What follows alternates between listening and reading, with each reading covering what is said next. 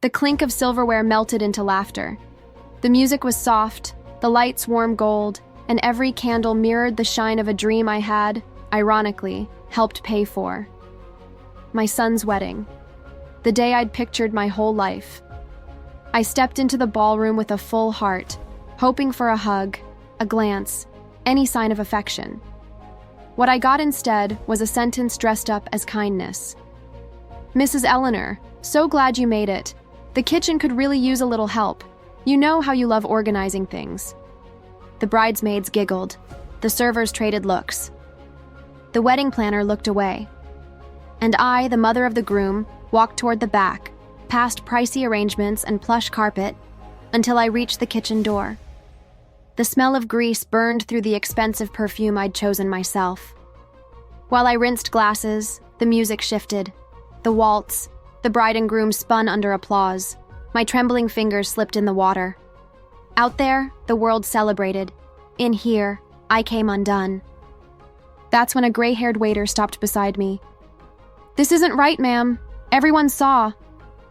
In that instant, something in me woke up. Pain sharpened into clarity. What had been compliance turned into a decision.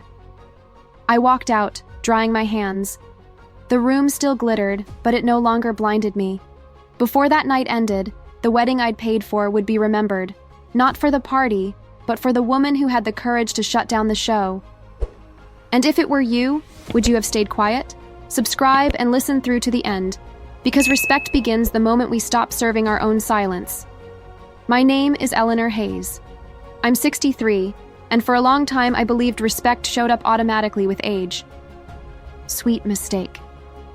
I learned that sometimes the older we get, the more the world tries to nudge us to the far end of the table. I taught literature for nearly 40 years. Shakespeare, Austen, Maya Angelou, voices that wrote about courage, love, and loss. I never imagined I'd one day live a story worth reading out loud. I became a widow early. Michael, my husband, left too fast.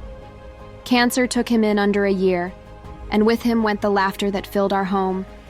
I remember the smell of his Sunday coffee, the chipped mugs I kept out of stubbornness, the kind of proof you hold when you need to believe love really existed. After he was gone, my world shrank. Just me and my son, Daniel. I worked double shifts, graded papers past midnight, sold old books, did the impossible so he could study. And when I watched him cross the stage, diploma in hand, I told myself, it was worth it. But time is a cruel sculptor.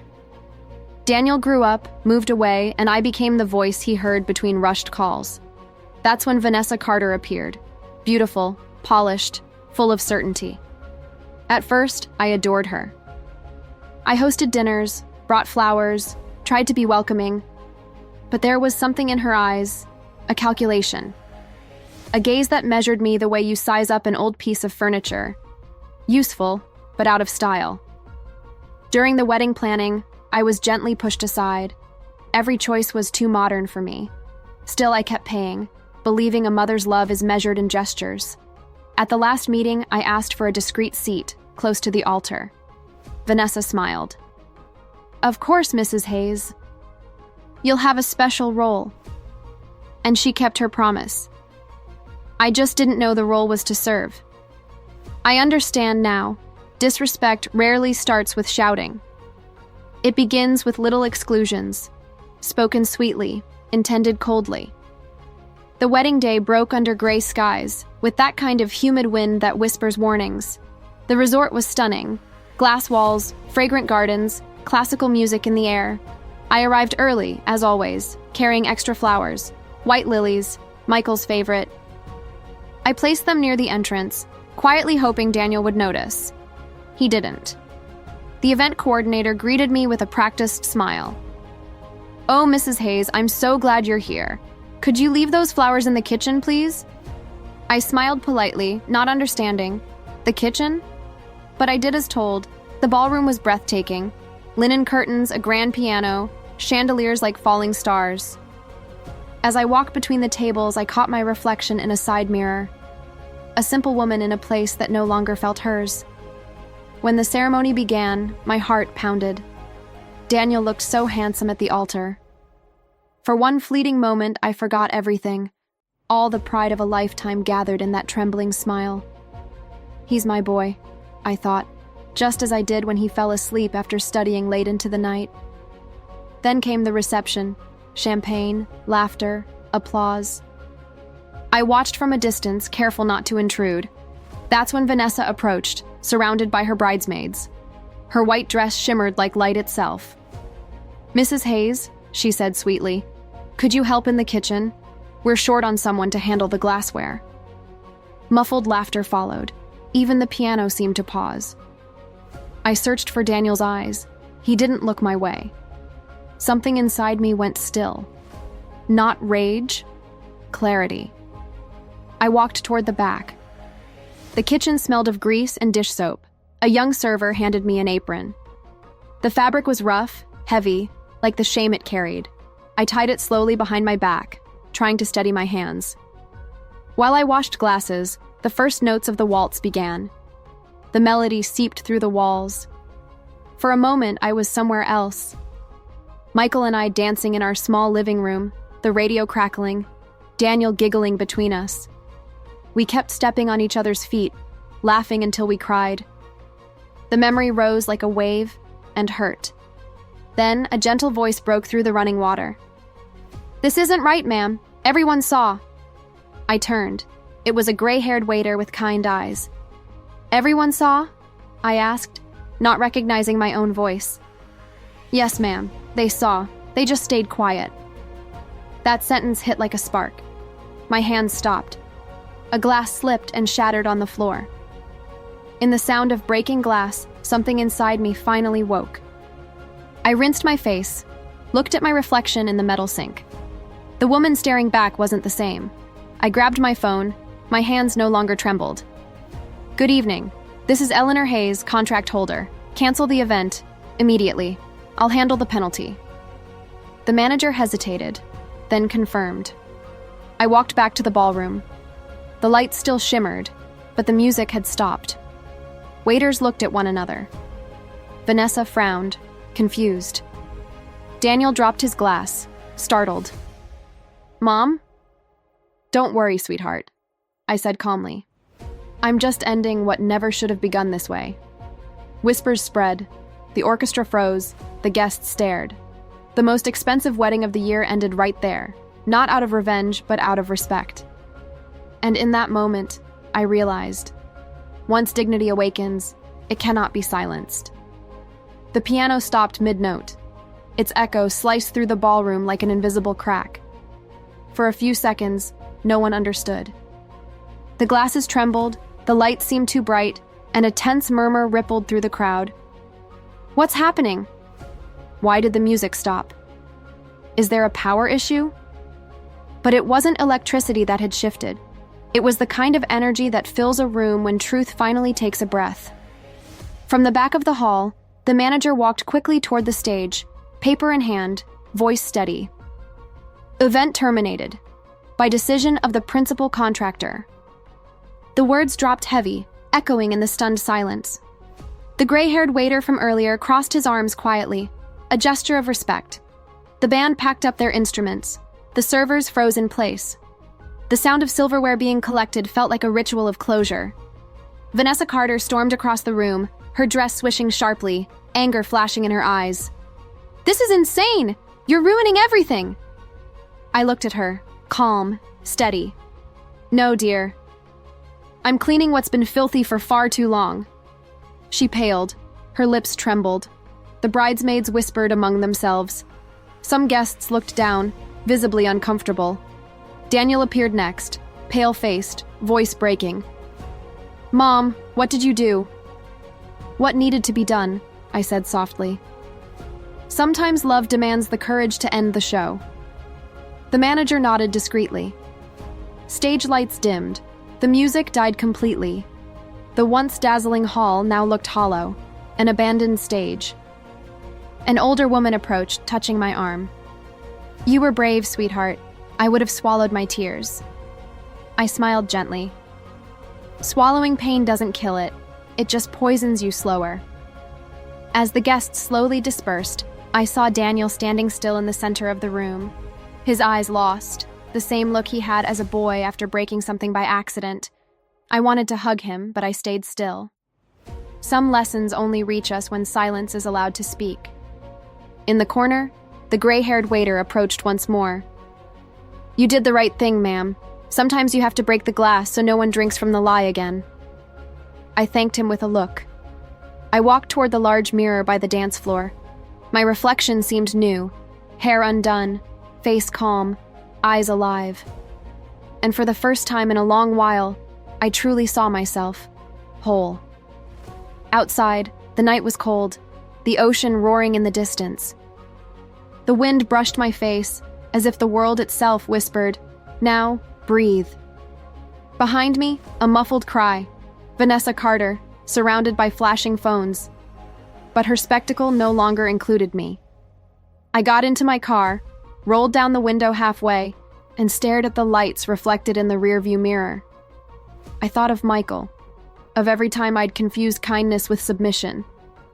There was no glory in what I'd done, only truth, and that was enough. That night I learned, sometimes justice doesn't shout.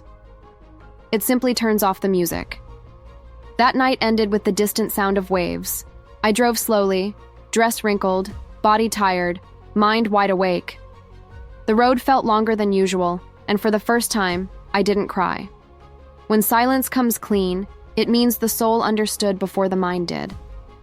At home, I dropped my purse on the table. The faint smell of dish soap still clung to my hands, a bittersweet reminder of the role they tried to assign me. I opened the window. The cold breeze carried the sound of the sea, and there, standing alone, I realized the scandal wasn't the end. It was the beginning. The next morning, my phone wouldn't stop buzzing. Friends, neighbors, the curious. "Eleanor, have you lost your mind?" "Eleanor, you were so brave." "Eleanor, what really happened?" I replied to no one. Instead, I pulled out a blue folder from the cabinet, the one I'd kept since Michael's time. Inside it, the wedding contract, signed by me, initialed on every page. Eleanor Hayes, contracting party. I ran my fingers over my signature, remembering the day I'd signed it. Vanessa had said lightheartedly, "Just a formality, Mrs. Hayes." And eager to help, I'd agreed. Irony. That formality had become my liberation. Reading slowly, I found the clause. The contracting party reserves the right to interrupt the event at any time, subject to immediate compensation. I smiled to myself. The power had been mine all along, invisible, like the respect I'd been denied. I called the resort. The receptionist, nervous, recognized my voice. "Yes, Mrs. Hayes, you had every right. The event was under your name. Everything's legally sound." That confirmation washed over me like a quiet blessing. I hadn't made a mistake. I'd simply claimed what was already mine. In the following days, the news spread. Headlines read, "Mother cancels her own son's wedding," some mocking, some sympathetic.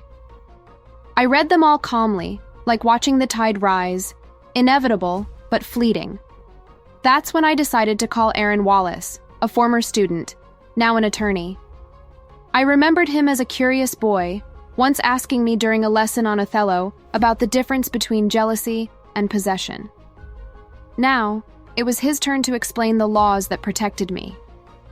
"Professor Hayes," he said gently, "you acted completely within the law. The contract is airtight." "Airtight? I just wanted dignity." "And you got it," he replied. "But this isn't over yet. If you want, I can help you protect yourself from what comes next." There was a pause. I looked out toward the ocean and said, "Yes, Aaron, I think it's time to turn silence into defense." After we hung up, I poured a cup of coffee, sat on the porch, and let the wind brush my face. The same wind that had howled through that wedding now felt different. Light, respectful, almost companionable. The pain was still there, yes. But something new stirred inside me. Not revenge, clarity. 2 days later, I crossed the city center with light shoulders and cold hands. Aaron Wallace's office was in an old brick building with tall windows and the faint smell of new paper. As I pushed open the glass door, a jazz tune hummed softly from a radio. Aaron greeted me with a warm smile, a mix of respect and nostalgia. "Professor Hayes, it's been too long." I smiled back. "Life's funny, Aaron. I used to correct your essays. Now you're the one correcting my story." He laughed, breaking the ice. His desk was piled high with case files, but one clear space was reserved for me. My contract spread open like a confession.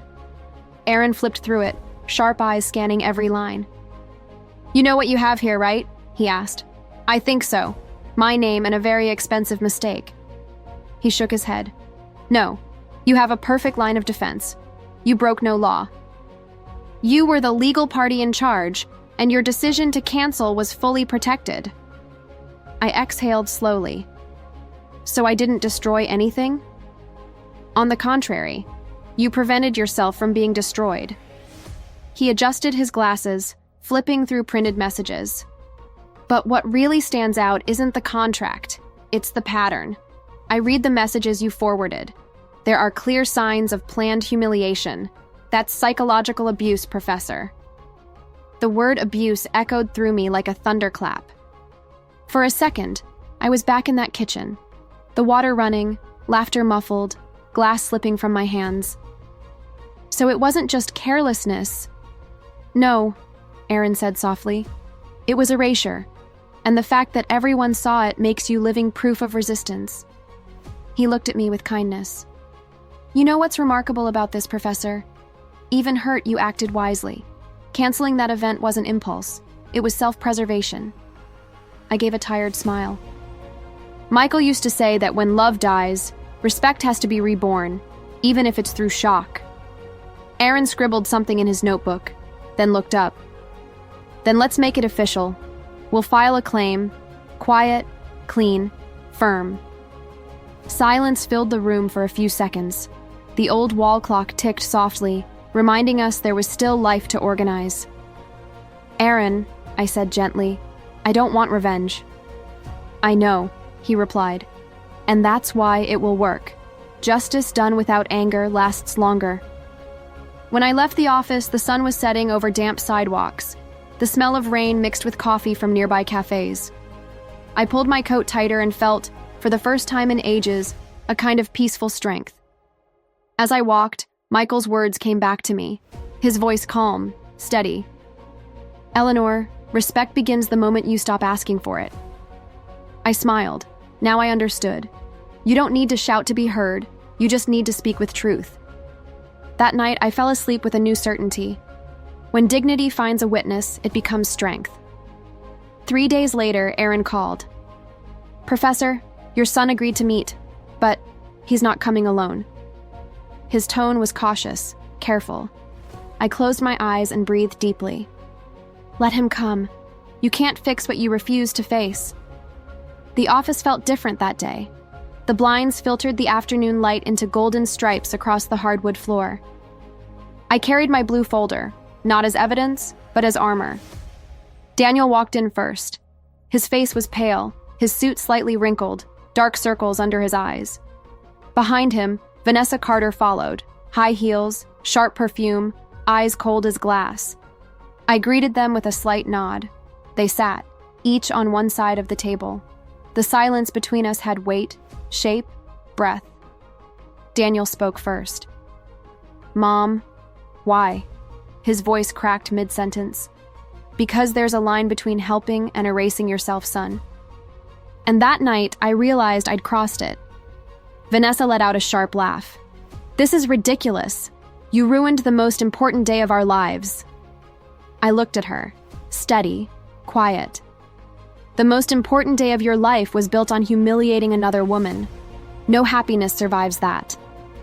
Aaron intervened, calm and precise. "Ms. Carter, before we continue, you should know the event was legally under Mrs. Hayes' name. She financed and signed every contract. The cancellation was lawful, explicitly allowed under a contractual clause." Vanessa froze. "That's a lie." Aaron opened the folder and placed the papers on the table. "Here, documents, transfers, receipts. You're free to check." Daniel's eyes filled with tears as he looked over the papers. Mom, why didn't you tell me? Because love doesn't ask for receipts, Daniel. I paid for your happiness, not for humiliation. He lowered his head. Vanessa crossed her arms, trying to hold on to control. So that's it? You're trying to make me the villain? You painted that picture yourself, I said softly. I just turned off the lights. The room fell quiet again. Outside, rain tapped against the windows, a rhythm between our silences. Aaron looked at Daniel with both firmness and compassion. Your job now is to listen. Your mother didn't destroy anything. She simply stepped away from something unjust. Daniel wiped his tears. I didn't see it. You didn't want to see, I said gently. But love grows up when we dare to look at what hurts. Suddenly, Vanessa stood up, her heels striking the floor like gunfire. You'll regret this! And she stormed out, slamming the door behind her. The silence that followed was almost sacred. Aaron calmly gathered the papers. You did the right thing, but be ready. Her silence will start screaming soon. I nodded. The sound of rain grew louder. Daniel stood there, staring at the floor. Then, slowly, he lifted his head and whispered, I'm sorry, Mom. Don't be sorry, I said. Just learn how to choose the right side of love. He nodded, eyes red, and left the room. When the door clicked shut, the ticking of the wall clock grew louder. Tick-tock, tick-tock, marking the end of a cycle. I breathed deeply. The loneliness in that office no longer felt heavy. For the first time, I understood. When respect is born inside you, it's enough company on its own. The days that followed were deceptively calm. Outside, the world stayed curious, still whispering about the mother who canceled her son's wedding. But inside, something else was happening. Pain was no longer a wound. It was becoming focus. Every morning, I organized papers, reviewed the contract, printed documents. The simple act of stacking proof felt like stitching my heart back together with logic. Then, one cloudy Tuesday, the phone rang. Professor, Aaron said, his tone serious. I need you to come to the office. There's something you should see with your own eyes. I arrived within half an hour. Aaron was bent over his computer, eyes sharp, jaw tight. When he saw me, he stood up, exhaling slowly. I got access to the emails between Vanessa and the wedding planner. Prepare yourself. This wasn't oversight. It was strategy. I moved closer. On the screen, message after message unfolded, each one colder than the last. The groom's mom is a problem. She thinks everything's about her. Let's keep her busy with something symbolic, like helping in the kitchen. Better keep her away from the photos, or she'll ruin the harmony. My stomach tightened. Each line was a bloodless knife. What hurt most wasn't the words. It was the tone. Casual, playful, cruel. Aaron watched me carefully. They planned it, Professor. This was premeditated humiliation. Legally, that's emotional abuse and age discrimination. Discrimination. I repeated softly, the word heavy in my mouth. Yes, ageism and public degradation. And the fact that it's all in writing, that's a legal gift. I closed my eyes. The sounds of that night rushed back. Running water, muffled laughter, the glass slipping from my hands. Past and present merged like steam and salt.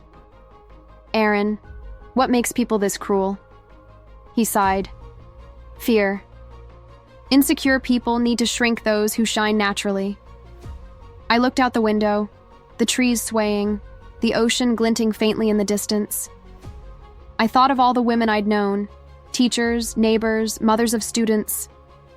How many of them had been pushed into the symbolic kitchens of life? Aaron, I said quietly, I don't just want to defend myself.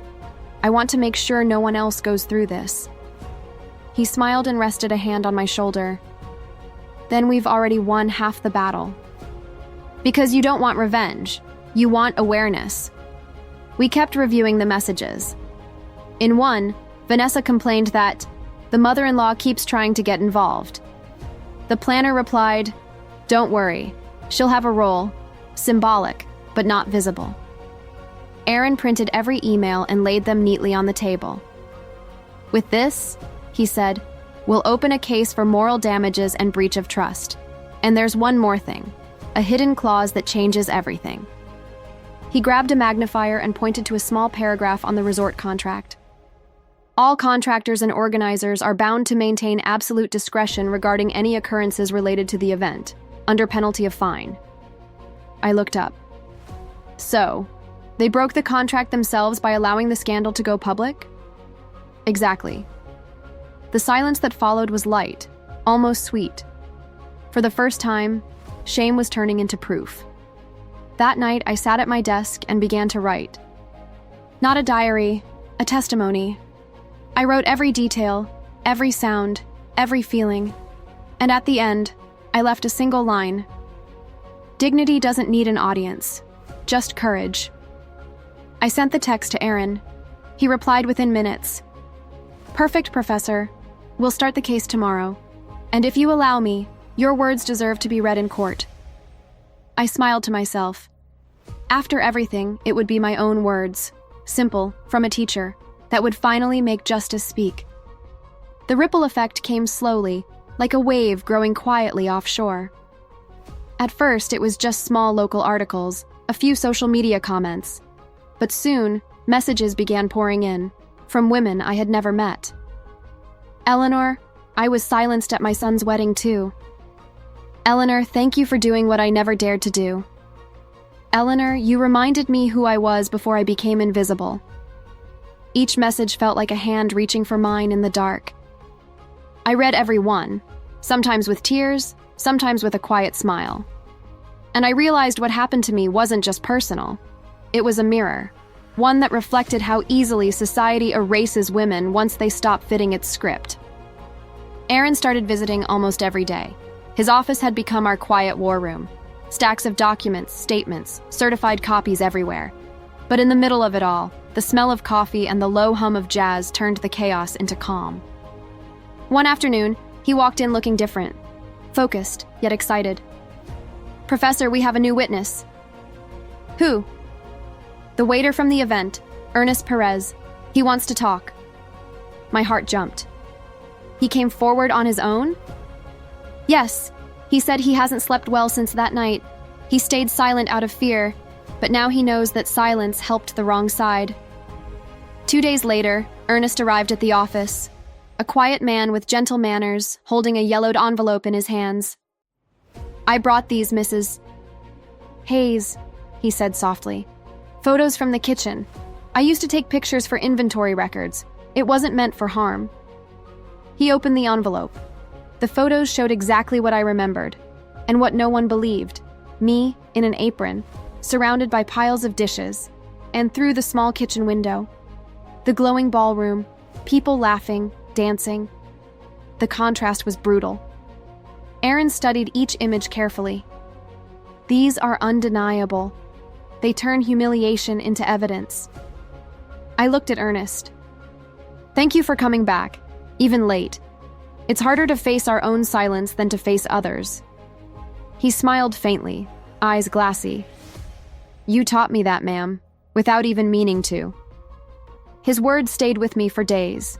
I realized justice doesn't begin in courtrooms. It begins with moral decisions, tiny, quiet acts of conscience. As the case advanced, social media exploded.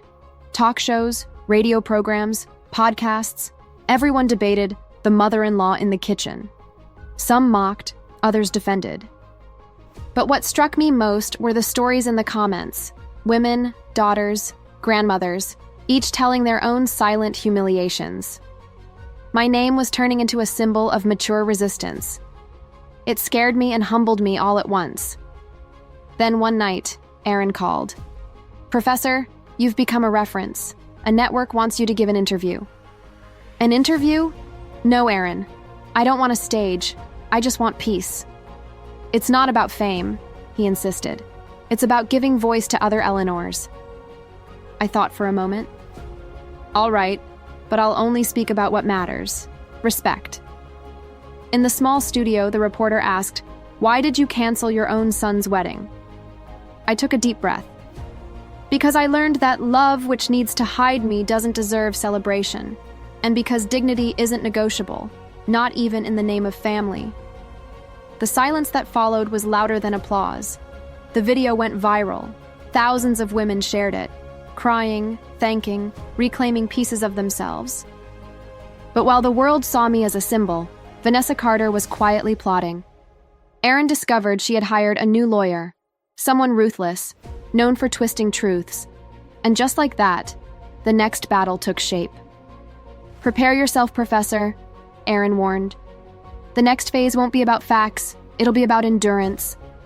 I looked out at the sea through my window. The waves hit the shore, steady and calm. Then will be the ocean, Erin, I said softly. The ocean doesn't fight, it returns. And when it does, it comes back stronger. That night I dreamed of Michael smiling, saying, "Now, Eleanor, now you're truly being seen."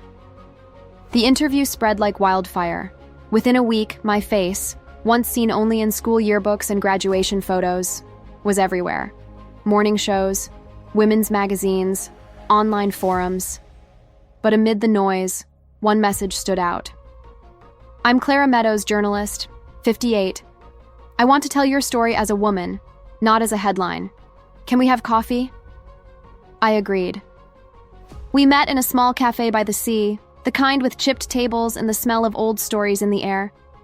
Clara arrived right on time, gray hair tied loosely, calm eyes that had clearly seen the world turn a few too many times. She sat across from me, ordered tea, and said, without preamble, "Eleanor, I don't want to make you a symbol. I want to make your gesture a mirror." That line disarmed me.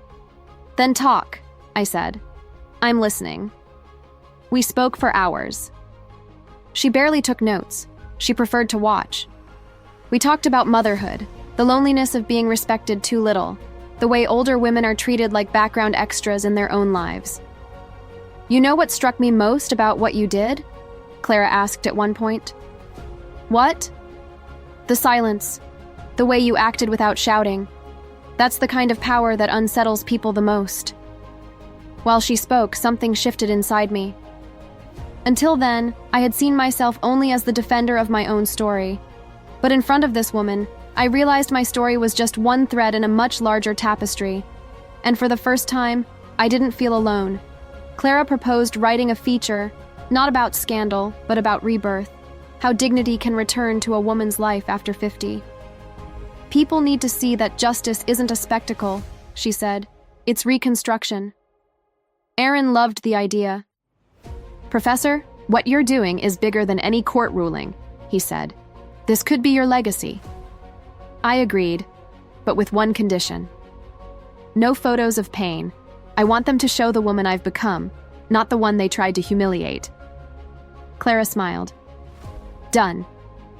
The article came out the following Sunday. Title: Eleanor Hayes, the woman who turned humiliation into respect. No scandal, no pity, just truth, words clean and steady. At the end, she closed with a quote of mine. "I don't want to be an example. I just want to be remembered as someone who said enough, gently." The piece went viral again, but differently this time. Without noise, without mockery, just admiration. Women's groups began forming across the country, inspired by the story. Clara invited me to join a live discussion titled "The Silence That Became a Voice." I sat before the camera, calm heart, steady gaze. Erin watched from the back, proud. When Clara asked what I'd say to women who feel small, I answered, "Don't accept the place offered to you out of pity. Choose the place you deserve out of awareness." The chat flooded with messages, some crying, some thanking me. And right then, I realized my story was no longer mine alone. It had become a tool. After the live show, Clara hugged me tightly. "Do you know what you did today, Eleanor?" "No." "You gave back the mirror to women who thought they no longer had a reflection." That sentence stayed with me for weeks. In the days that followed, as the case moved forward, something quiet and beautiful happened. People who once looked at me out of curiosity now looked at me with respect. And when respect returns, the soul finally exhales. The following weeks were filled with waiting. The case moved forward. Hearings scheduled, documents reviewed. Aaron kept me updated with the patience of someone who understands the weight of silence. But calm never lasts long. Vanessa Carter had hired a new lawyer, a man infamous for his ruthlessness, the kind who turns victims into villains. Soon, twisted headlines began to appear.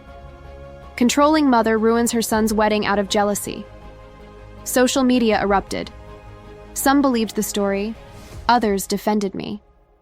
And just like that, I became a stranger's debate topic. Aaron called one night, voice tense. "Professor, they're trying to flip the narrative. They want to paint you as bitter and manipulative. But don't worry, we'll counter with facts." I smiled faintly. "I won't step into their ring, Aaron. People who shout the loudest are usually the ones losing." 2 days later, a subpoena arrived. Vanessa had filed a reverse moral damages claim, accusing me of humiliating her and Daniel by publicly canceling the wedding.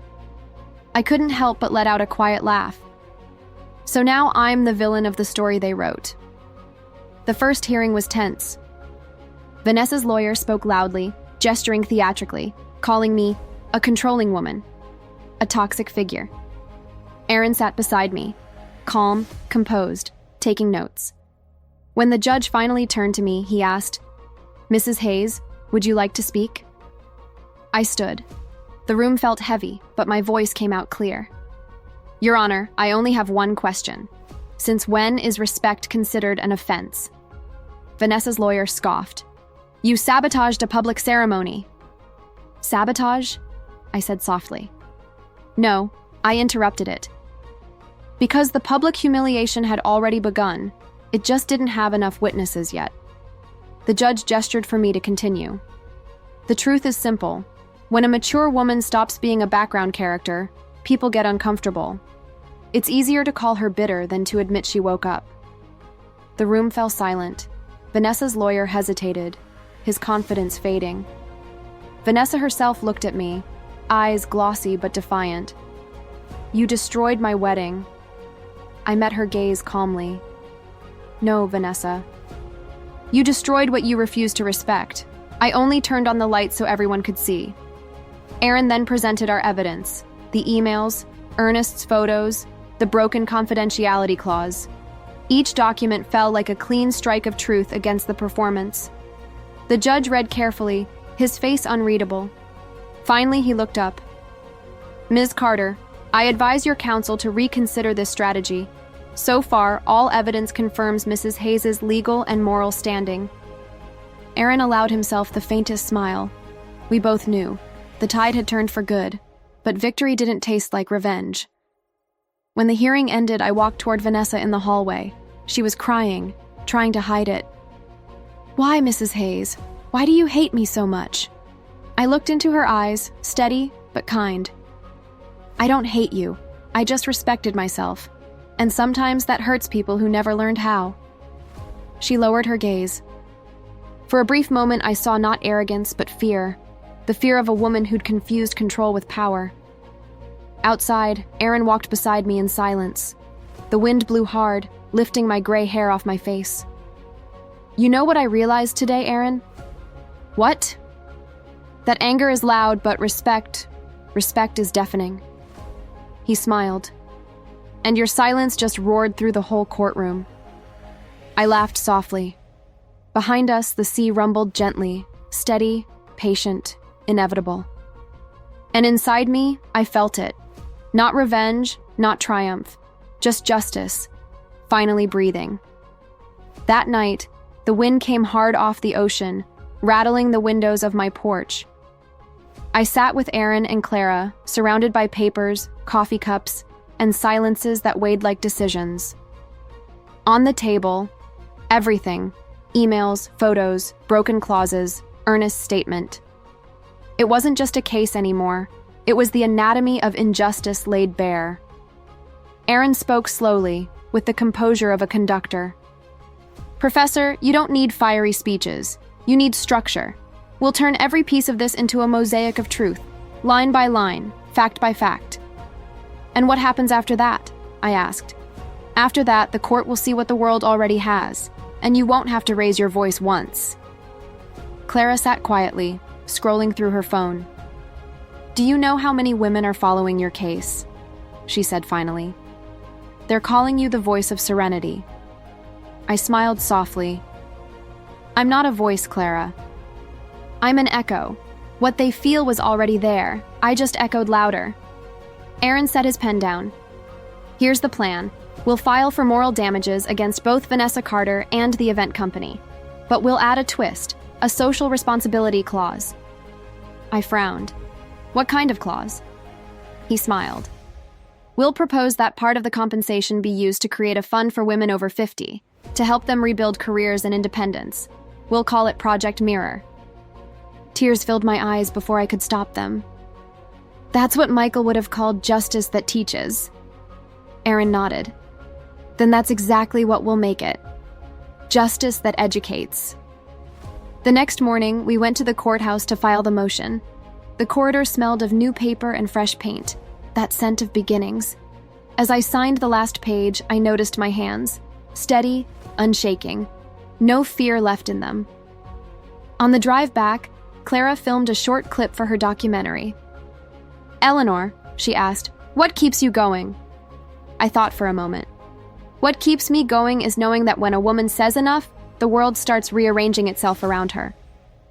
That afternoon, we went to the resort to hand over the official notice.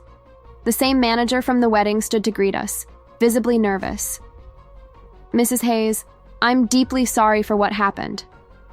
"Don't be sorry," I told him gently. "Be better. Respect is a service. You shouldn't need a contract to provide it." He nodded, speechless. Aaron handed him the documents, and the man received them like they were a confession. Days later, Clara published an article titled, "Eleanor Hayes, the silence that became a tool for justice." The response was immediate. No mockery, no sensationalism, only admiration. What had begun as scandal had become lesson. On the eve of the final hearing, Aaron stopped by my house with a bouquet of white lilies, the same flowers I'd brought to the wedding. "To close the circle," he said. I smiled. Michael used to say forgiveness begins when the heart becomes a garden again. We sat at the table, reviewing the last documents. "Tomorrow," he said, "you won't be fighting, you'll be testifying. And if she tries to provoke me, look her in the eye and say what you've always known. Love without respect rots, and peace is worth more than any celebration." That night, I stayed up by the window, watching the sea. The waves kept time with my heartbeat, slow, calm, steady. For the first time, I understood what karmic justice really meant. It isn't revenge, it's the universe returning what was taken, but as wisdom. I looked at Michael's photo on the shelf and whispered, "Tomorrow, my love, dignity will speak, and it'll sound like me." The morning of the final hearing dawned clear, the sky painted a shy shade of blue. I wore a simple navy suit, the same color as the ties Michael used to call for important days. The air was crisp, but my breath was steady. Aaron arrived early, briefcase in hand, eyes calm but intent. "Today," he said quietly, "the silence speaks, Professor." I smiled. "No, Aaron, today it roars, but with grace." The courtroom was full. Women with silver hair, young reporters, curious onlookers. Even Ernest, the gray-haired waiter, sat quietly in the back row. When I entered, the crowd murmured softly, like the wind moving through dry leaves. Vanessa Carter arrived moments later, dressed in black, makeup flawless, her gaze like glass. Beside her, the same lawyer who'd tried to twist my story into shame. But something about her was different that morning. Not her beauty, not her posture, her certainty. It was cracked. The judge entered. Everyone rose. The sound of the gavel cut through the air. Aaron spoke first. Calm, measured, deliberate. "Your Honor, what we have here is more than a contractual dispute. It's a portrait of contempt. Mrs. Eleanor Hayes was humiliated, intentionally, under the disguise of etiquette. What she interrupted that night wasn't a party. It was a performance built on cruelty." The judge listened carefully. Then Vanessa's lawyer rose, full of forced confidence. "Your Honor, my client never intended harm. Mrs. Hayes is a controlling woman. This was a misunderstanding, not humiliation." The judge arched an eyebrow. Aaron opened a folder. "Then let's review," he said. He read aloud from printed emails. "The groom's mother is a problem. Keep her away from the photos. Give her something symbolic, like helping in the kitchen." Each word struck the courtroom like a stone in still water. The typist paused. Even the air seemed to stop. Vanessa lowered her gaze, fumbling with her purse. Aaron continued, his tone steady. "Here, Your Honor, is written proof of exclusion designed to humiliate. And here, photographs taken by Ernest Perez, the waiter who witnessed everything." Ernest was called to the stand. He approached nervously, voice trembling but clear. "I saw it all. Mrs. Hayes washing glasses while her son danced. Guests laughing, the planner pretending not to see. I stayed quiet that night, and I've regretted it ever since." His voice broke. The judge nodded solemnly. "Thank you, Mr. Perez." Then came my turn. Each step toward the stand felt both heavy and freeing. I looked around. The audience, the judge, my son, the woman who once called me adorable. And I began. "Your Honor, I'm not here for money. I'm here for recognition. I spent 63 years believing love was enough, that kindness could replace respect. But silence, when forced, is violence. And the kitchen, once a symbol of care, was turned into a cage of humiliation." A low murmur swept through the room. I kept my voice calm. That night, when I called to cancel the event, it wasn't rage. It was moral survival.